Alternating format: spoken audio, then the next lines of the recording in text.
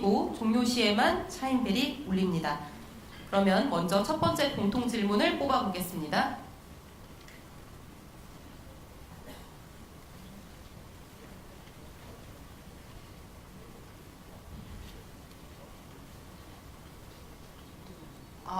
어려운 질문이 나왔는데요. 두 분 다 질문 답변해 주셔야 되는데, 지방 출신 의원님들 복지 관련 공약은 없을까요?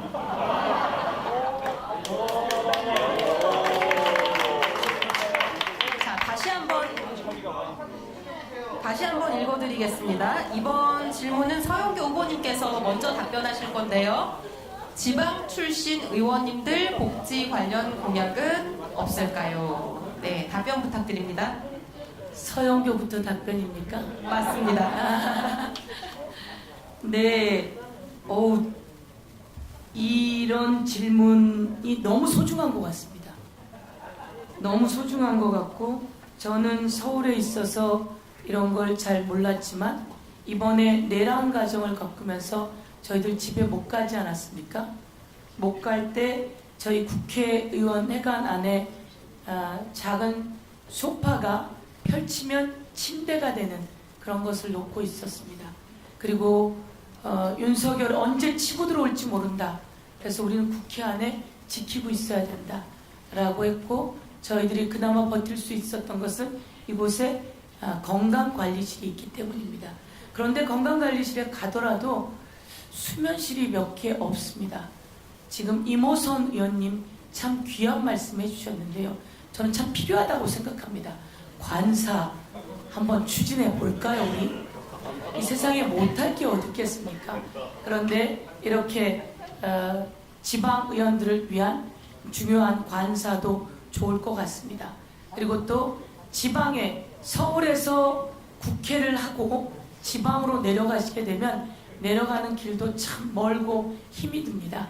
그럴 때마다 여러 가지 비용도 많이 들고 그러는데 그 비용도 좀 보완해 줄 수 있으면 좋겠다 이렇게 생각하는데 어찌 마음에 드시나요? 그리고 저는 이제 이재명 정부가 꼭 해야 될 일이 그거라고 생각합니다. 저에게 대구 경북 골목골목 선대위원장을 맡겼습니다. 제가 30곳을 다니면서 유세를 하고 선거운동을 했습니다. 저와 함께 했던 사람들이 한 40여 명 내려가서 함께 시장통을 다 훑고 다 팔아드렸습니다. 그런데 사람이 없습니다. 그러면 이 지방에 사람을 살려내게 하려면 지방에 계신 의원들을 지원해야 되지 않겠습니까? 제가 이재명 대통령께서 저에게 후보 직속 인구미래위원회를 맡아달라고 하셨습니다. 인구 감소 지역을 살려내지 않으면 대한민국은 소멸합니다. 이를 위해서 이번의 인구 위기는 향후의 성장의 기회로 만들어야 합니다. 그래서 지방에 학교가 내려가면 모든 법인세를 없애주고, 지방에 병원이 내려가면 모든 법인세를 없애주고, 지방에 또한 기업이 내려가면 모든 세금을 면제해주지 않으면 이 위기는 극복해낼 수가 없다 이렇게 생각하면서 지방 의원님들이 먼저 예산 결산을 요구하신다면 그쪽에 배치하는 게 이런 모든 것을 해결하는데 우선이 아닐까 이렇게 생각하고, 저는 표가 좀 흔들려도 좋으니 지방 의원님들께 요구하시는 곳에 주로 먼저 배치하면 좋겠다 이렇게 생각하는데 여러분 어떠신지요? 그리고 서울에서는 수도권에서는 좀 양보해도 되지 않을까 이렇게 생각하는데 한번 해보겠습니다. 예? 좋습니까? 한번 해보겠습니다. 특히 제주도는 확실하게 지원해야 되는 거 아니겠습니까, 여러분? 감사합니다. 네, 감사합니다. 굴복되지 않는 답변을 하기가 쉽지 않을 것 같은데요. 다음으로 기호 1번 김병기 후보께서도 같은 질문에 답변해 주시기 바랍니다. 최대한 중복을 한번 피해보겠습니다. 일단 저희 집을 제공하겠습니다.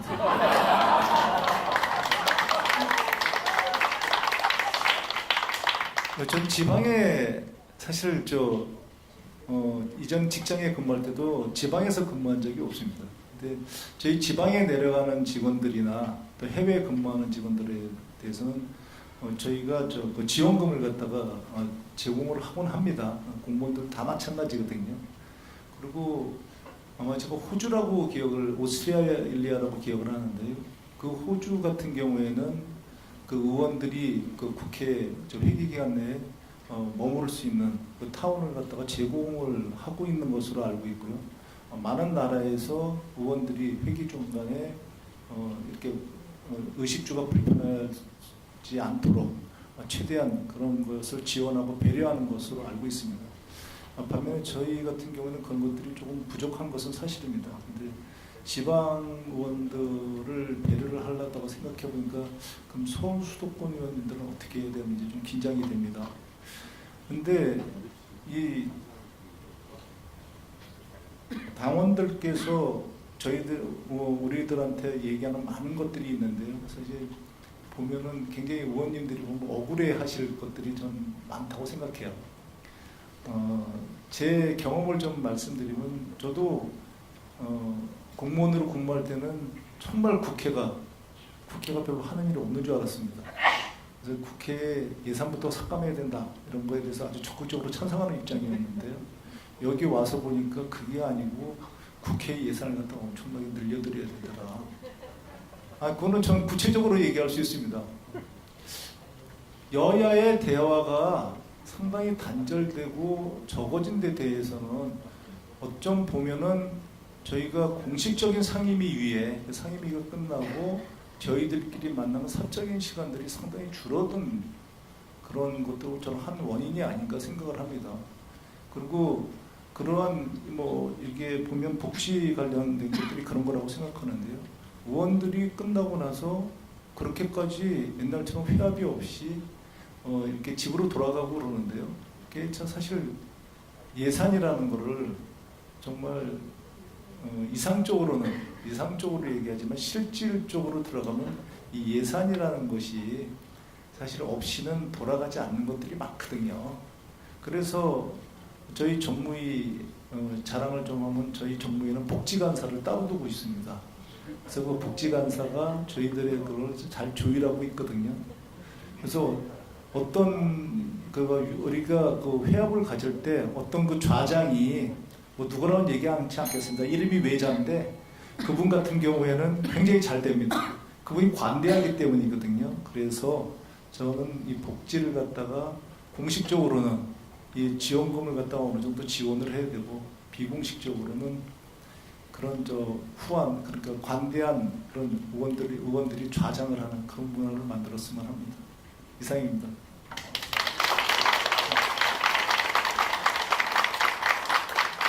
네, 감사합니다.